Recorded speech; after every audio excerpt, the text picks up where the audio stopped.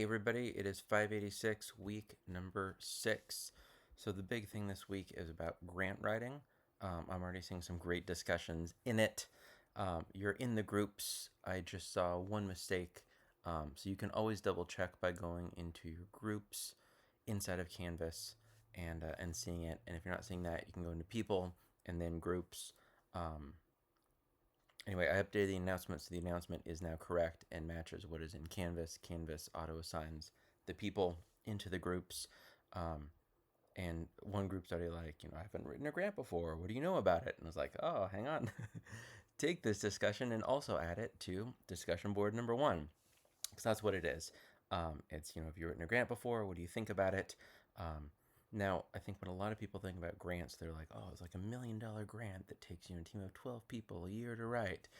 And yes, and the mini grants are really low hanging fruit, simple, relatively simple. Um, and like the value you get is immense compared to the amount of time that it typically takes to put in for a mini grant.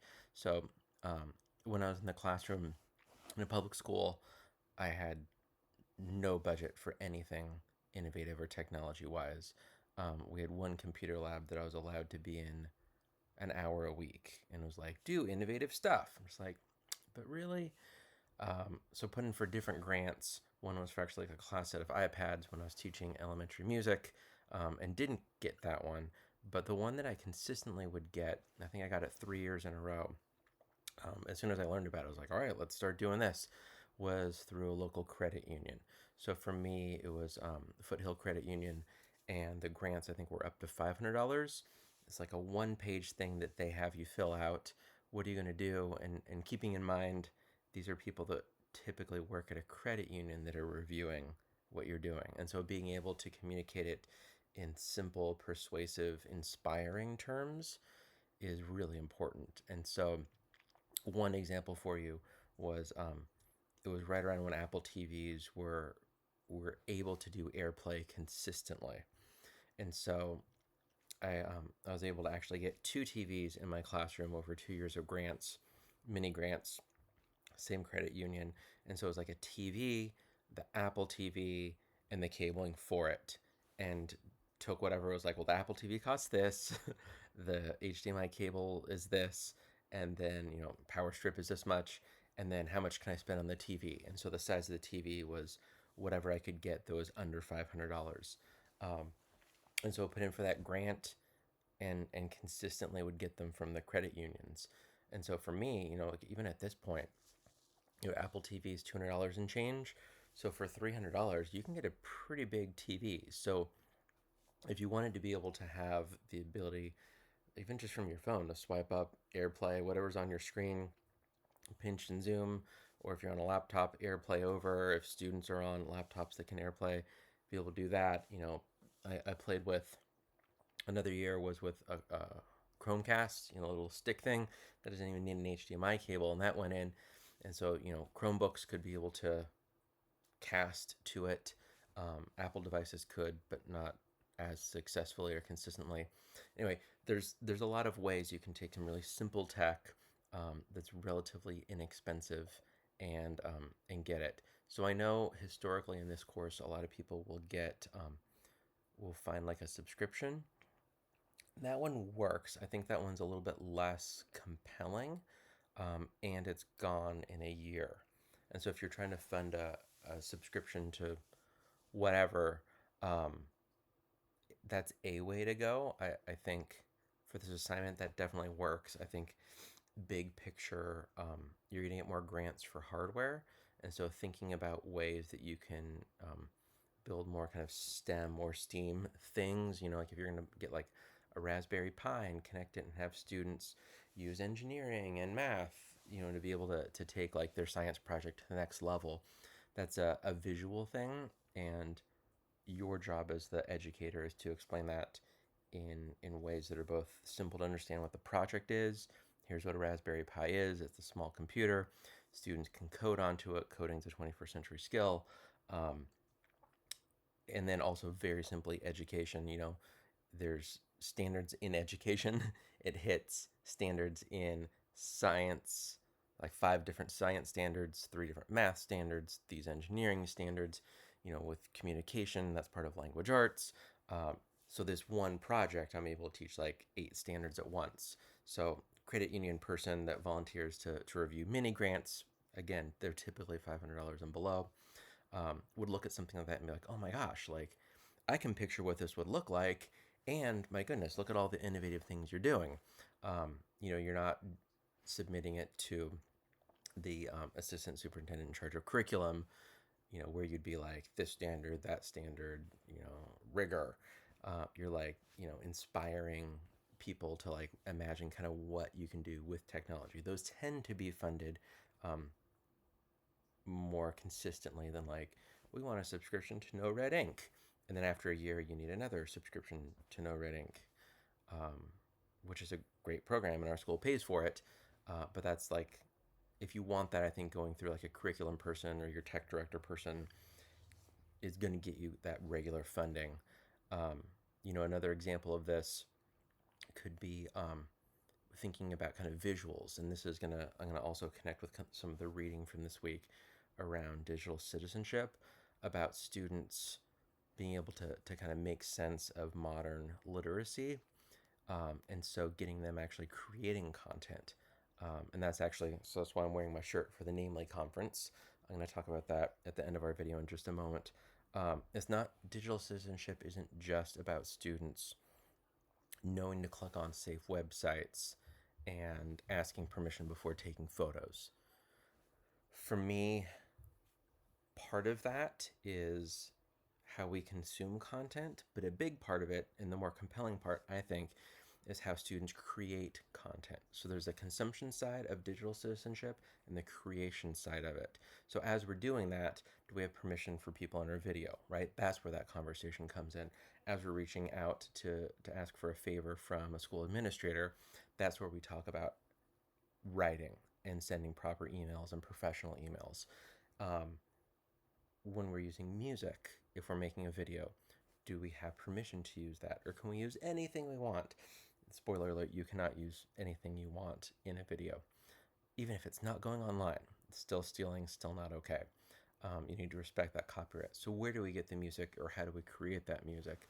All of those things fall under that kind of bucket of digital citizenship.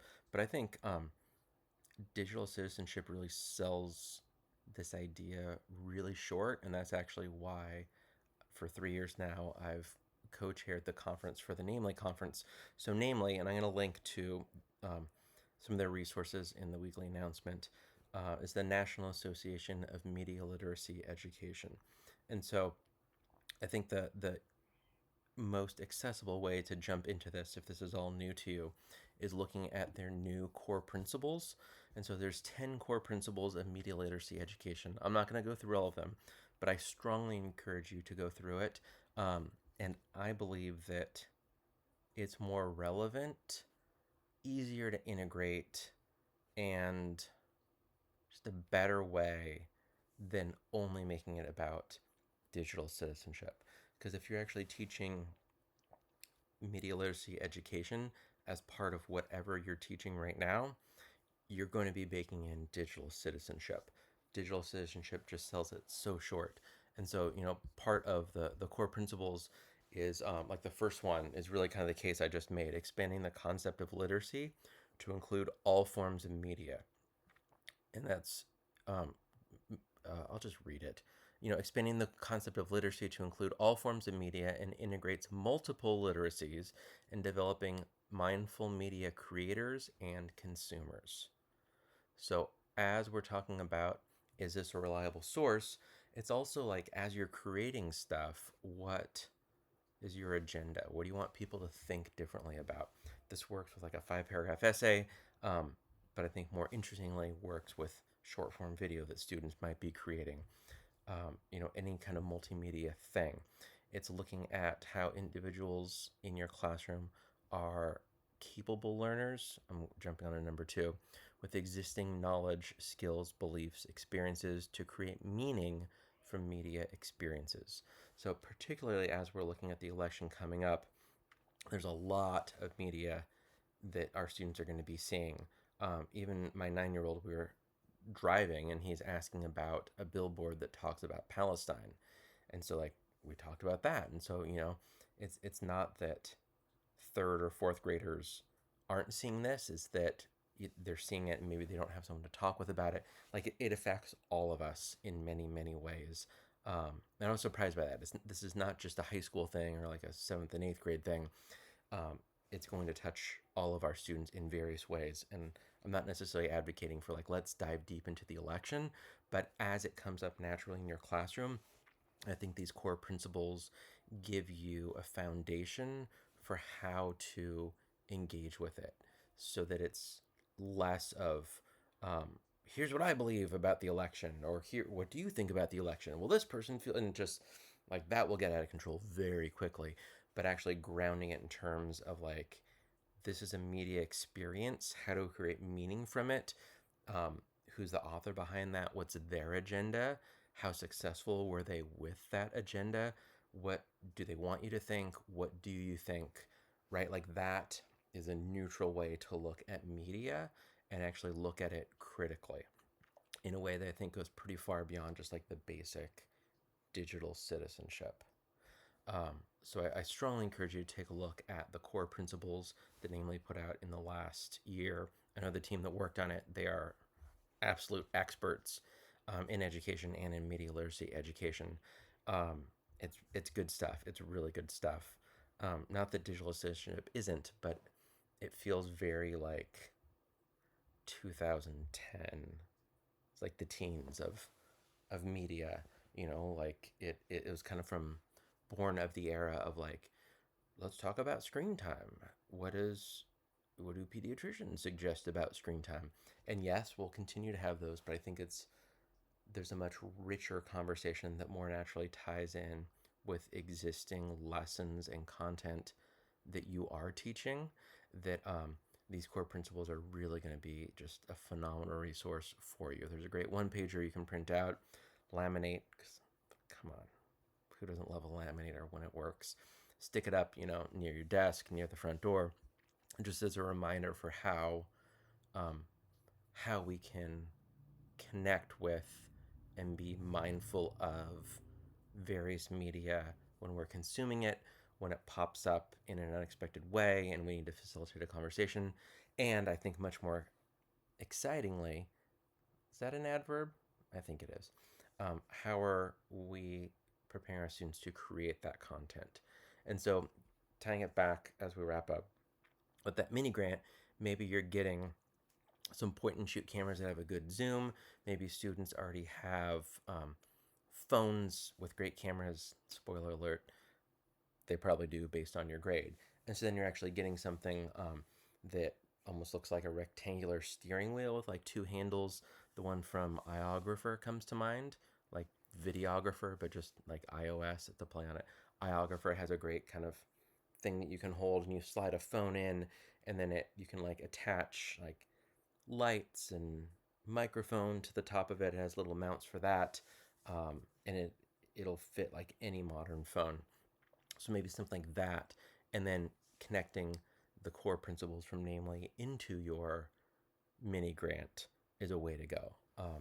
So if you're kind of stuck of like, I've never written a grant, what do I do?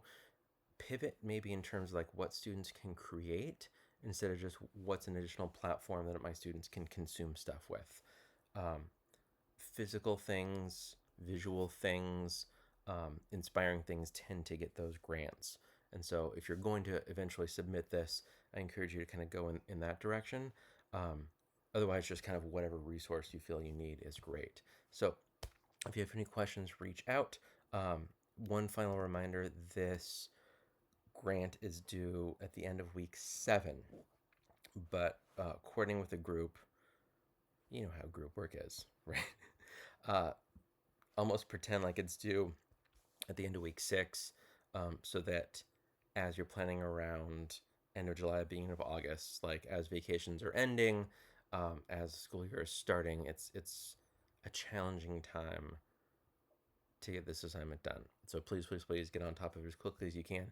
Even just finding a time for you to meet might take the better part of this week. So Just a heads up on that. And happy week 6, everybody.